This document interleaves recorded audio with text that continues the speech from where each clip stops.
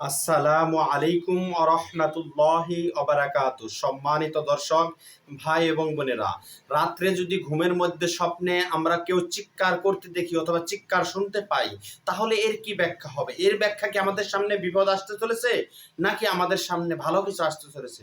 আসুন আমরা জেনে এই স্বপ্নের ব্যাখ্যার বড় বড় ইমামদের মন্তব্য থেকে। আল্লামা মুহাম্মদ ইবনে সিরিন রহমাতুল্লাহি আলাইহি সহ ওনার সমকক্ষ আরও অনেক স্বপ্নের ব্যাখ্যার ইমামগণ উল্লেখ করেন যে স্বপ্নে চিৎকার করতে দেখা, জোরে জোরে চিৎকার করতে দেখা আমাদের জন্য শুভ না অশুভ, ভালো কিছু আসতে চলেছে না খারাপ কিছু আসতে চলেছে। আসুন আমরা জেনে নেই এই ভিডিওর মাধ্যমে। স্বপ্নে চিৎকার দেওয়া, স্বপ্নে চিৎকার করে ডাকা খারাপ এবং অশ্লীল কাজে অগ্রগামিতার লক্ষণ। স্বপ্নে যদি কেউ চিৎকার করে ডাকতে দেখে, যে চিৎকার করতে দেখে, তাহলে বুঝতে হবে যে সে হয়তো অদূর ভবিষ্যতে খারাপ কাজ এবং অশ্লীল কাজে অগ্রসর হবে, তার ইঙ্গিত। স্বপ্নে সুমিষ্ট স্পষ্ট মিষ্ট আওয়াজ শুনতে পাওয়া বেলায়েতের লক্ষণ। কেউ যদি স্বপ্নে মিষ্টি আওয়াজে শুনতে পায়, সুন্দর মিষ্টি আওয়াজ, ভালো লাগা আওয়াজ শুনতে পায়, কথা শুনতে পায়, তাহলে বুঝতে হবে সে ইলমে মারেফাত অর্জন করবে, তার ইলমে মারেফাত অর্জিত হবে, সে আল্লাহর পরিচয় লাভ করবে। সুবহানাল্লাহ। যদি দেখে কেউ তাকে গালি দিচ্ছে, স্বপ্নে দেখলো কেউ তাকে রাগারাগি করে গালি দিচ্ছে, এরকম দেখতে পেল, তাহলে সে তার পক্ষ হতে কষ্ট পাবে।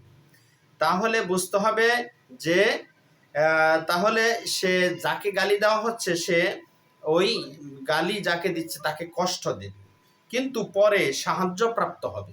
যাকে কষ্ট দিচ্ছে গালি দিয়ে, তাকে কষ্ট দিবে এবং পরবর্তীতে সে সাহায্য, যাকে গালি দেওয়া হয়েছে, গালি যাকে দেওয়া হয়েছে সে সাহায্য প্রাপ্ত হবে, হয় আল্লাহর পক্ষ থেকে, হয় কোনো বান্দার পক্ষ থেকে। সুবহানাল্লাহ।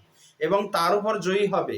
যে গালি দিয়েছে তার উপর যে গালি খেয়েছে সে জয় লাভ করবে সর্ব অবস্থায়। এটাই হলো স্বপ্নের ব্যাখ্যার উসুল এবং নিয়ম।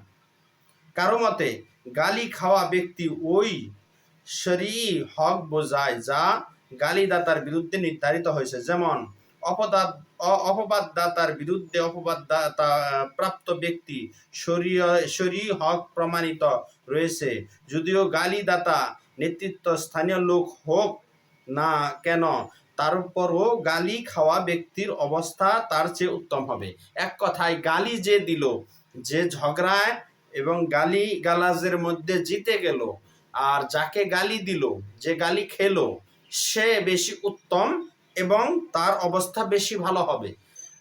যদিও যে গালি দিয়েছে সে যদি বড় লোক হয় এবং নেতৃত্ব স্থানীয় লোক হয়, ক্ষমতাবান হয়, তবুও ভবিষ্যতে তার অবস্থা খারাপ হতে চলেছে যে গালি দিয়েছে স্বপ্নে, আর যে গালি খেয়েছে তার অবস্থা ভালো হতে চলেছে, উত্তম হতে চলেছে।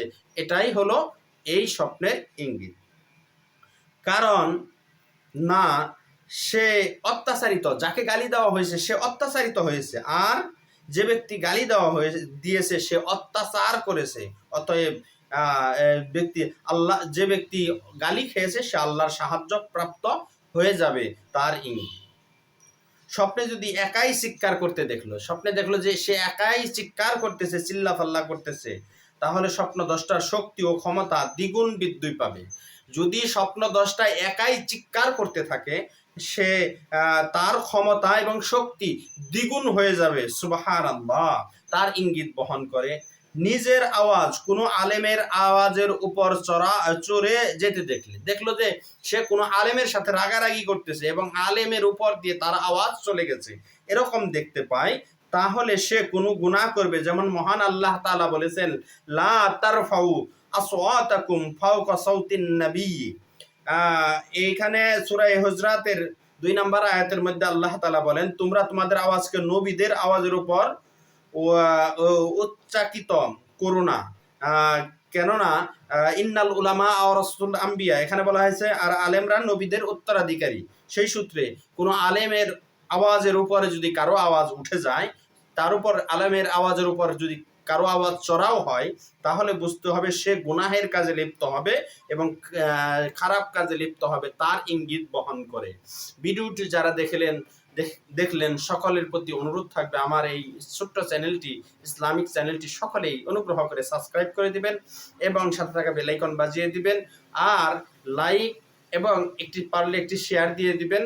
আর আপনাদের জীবন ঘনিষ্ঠ স্বপ্নের ব্যাখ্যা সহ বিভিন্ন কোনো বিষয়ে, ইসলামিক কোনো বিষয়ে জানার থাকলে আমাদের কমেন্ট বক্সে প্রশ্ন করুন, আমরা আমাদের সাধ্য অনুযায়ী উত্তর দেওয়ার চেষ্টা করবো ইনশাআল্লাহ।